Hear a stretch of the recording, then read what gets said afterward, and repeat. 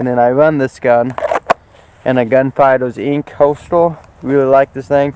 Lays straight underneath, underneath my Everly Stock Recon.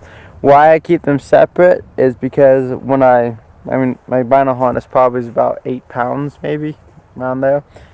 When that gets heavy and I'm walking on the animal, I still want to have my gun if a bear pops up, so I can shred my vinyl harness, since I don't really need them anymore because we got an animal down at the moment. And if I do need them, I can grab them and then look.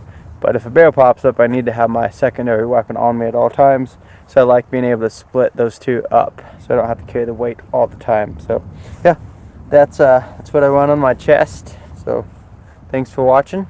Hope you guys enjoy.